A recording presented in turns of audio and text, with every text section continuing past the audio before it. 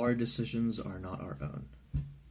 Our decisions are not our own? That's weird.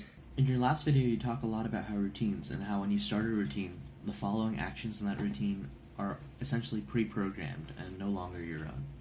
Our decisions are not our own. Hear that, Mom? So every time I check Facebook right before going to sleep, it's not my fault. That's just the routine. My decisions are not my own. Woo! I have been absolved of all responsibility ever. But also, I think that that's not necessarily a bad thing. So, as you know, Nitish, we studied for the MCAT a lot last semester. And I think towards the end, the last 3 weeks, I really took advantage of this idea that our decisions are not our own. I was on YouTube, as I often am when I'm trying not to do things, because I'm also a procrastinator, Nitish. It's who I am. I was watching this video, and I was listening to an Olympic swimmer speak. And this Olympic swimmer was basically saying that as soon as a big race is coming up, he starts envisioning himself completely living the entire moment to as specific of a detail as possible. So he'll imagine himself putting on his swimmer's cap and then finding his goggles and putting on his goggles and walking out of the locker room onto the swimming pool all the way up until right before he jumps. Then he'll imagine himself jumping and swimming. Nitish, the idea was this. He had memorized, whoever the swimmer was, had memorized his routine to such a degree that when his goggles fogged up, he didn't need to see. He had practiced his routine so often, that he was able to do the entire race with his eyes closed.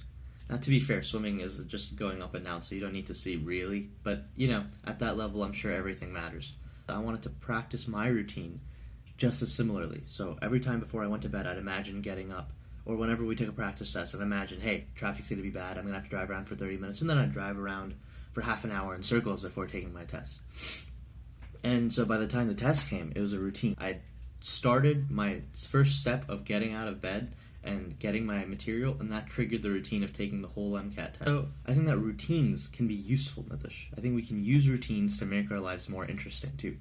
So this year, because I'm a senior, I really want to have a lot of new experiences, but there's no time. Or is there? I have Parkinson's law, Nitish. Have you ever heard Parkinson's law? I'm going to Google it. I forgot the wording, too. Parkinson's law is that work expands so as to fill the time available for its completion. And my routines have filled up all of the time I have left. So here's what I'm going to try and do this semester, this year, and see how it goes. I'm going to start making a new routine. This new routine is going to just be to have a new experience. That routine that I think maybe I'll do is I'll say yes to something unique or something interesting at least once a week. Well, last weekend, I went skydiving. Completely out of the blue. I had no plans of doing it, so I asked to catch up with an old friend, Erin. And she said, hey, you want to get coffee? And I wanted to do something more interesting. I wanted to go for a walk, Nitish. Nothing too exciting. I wanted to go for a walk, just a little more interesting than coffee. Erin is someone whose routine involves doing wild things all of the time, Nitish, all of the time. So she was already going skydiving that day. So she said, hey, you want to come? And I said yes. And that was the beginning of hopefully what will become a routine. So that's gonna be my idea for the year, Nitish. I'll see you next time.